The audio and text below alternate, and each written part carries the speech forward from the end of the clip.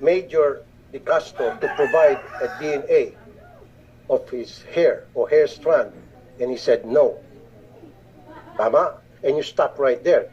Tama nga naman, karapatan niyang tumanggi. Na-establish niya na ha, na karapatan niya tumanggi. So ayoko magbigay ng DNA sample because that's the proper way to do it. It should be voluntary. Unless there is a court order. Di ba? Tuloy natin. Hindi niyo po ginamit yung common sense ninyo. Nandoon naman siya nakahiga. Common sense daw. Sense na pala ngayon yung gumawa ng illegal. Siyempre, tanong ng tanong yung mga hindi pa alam kung ano yung nangyari dito. This is really a build-up. Okay? Hindi nyo alam kung ano yung illegal. Dun sa mga hindi pa nakapanood dito, no? Hindi nyo alam kung ano yung illegal na gustong gawin ni Raffy Tulfo dito. Okay? Hindi nyo pa alam. This is a build-up. Ito. Magmamagaling na siya kasi magaling naman talaga siya. Kung saan siya nagka. Sana naman isa sa inyo, nilinis yung kama, yung unan, kumuha ng hairstand doon.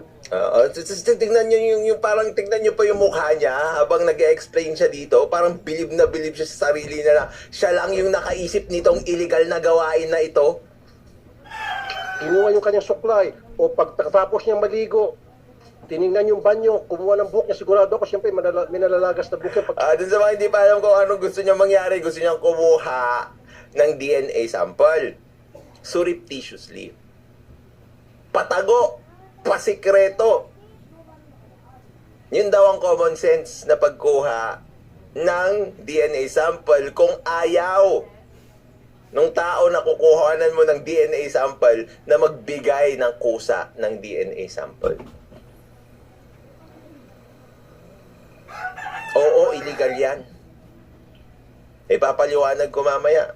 Pag naliligo siya, o sigurado ako pag natutulog siya, may, dyan sa unan niya, may mga buhok dyan. Doon lang kayo sana kumulekta. Doon na sana kayo kumulekta. Ha? He. He. Ho. Ho. Illegal nga. Illegal ideas come from... Ba't niyo po ginawa? Kasi palagi niyo sinasabi sa akin, ayaw po, hindi natin pwedeng pilit yan. Tama nga naman, karapatan niya po yan na tumanggi. Tama nga naman.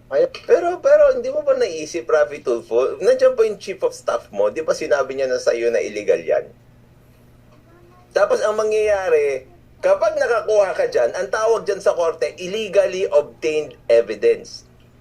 Sinabi rin ni Attorney Tungol dyan na manugang mo na chief of staff mo na maaapektuhan pa yung kaso dyan at pwedeng ma-dismiss. Kapag ikaw ay gumawa ng isang illegal na paraan para mag-obtain ng evidence.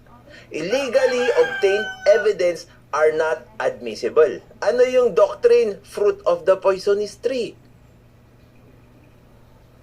Oh my goodness. I agree with you. Pero gumawa kayo ng diskarte. Matagal niyo na...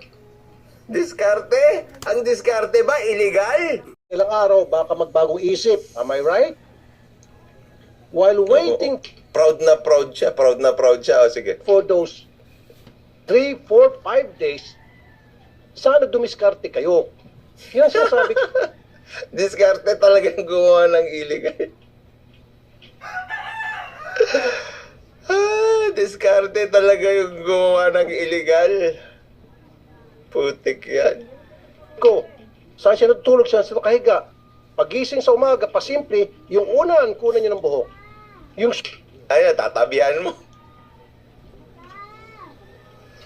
Illegal, di ba? Pasimple. Paano pasimple? Tumingin ka sa taas, tumingin ka sa malayo, tapos kukuha ka ng buhok pasimple.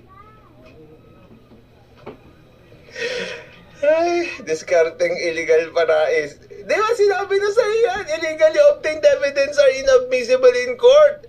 It will even cause the dismissal of the case. Sinabi ni Tungol yan sa'yo, ni Attorney Tungol. Suklay niya. Ano bang suklay ginagamit niya? Simple niyo, kunan niyo ng buhok doon.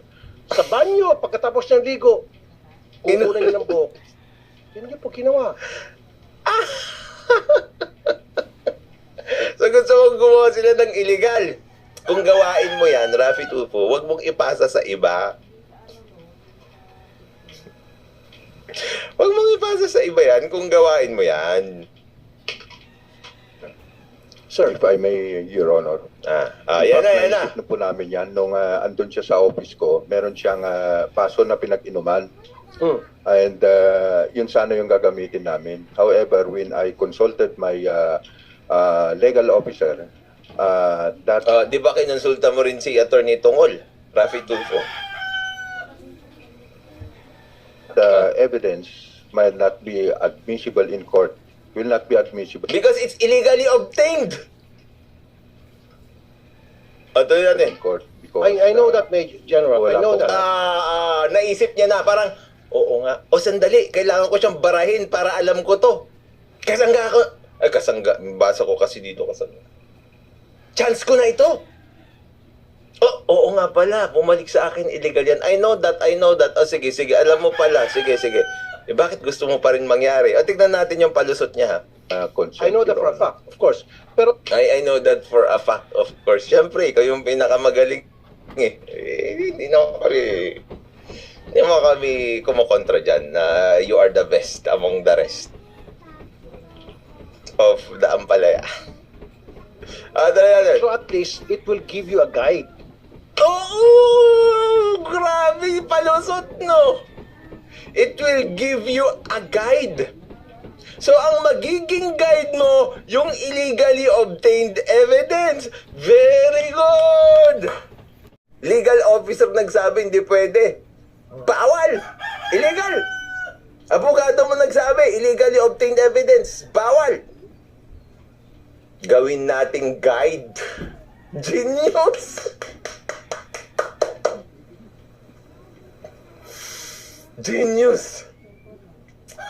Parang, anong gagawin natin dito sa illegal na na-obtain natin na evidence na ito? Tadang!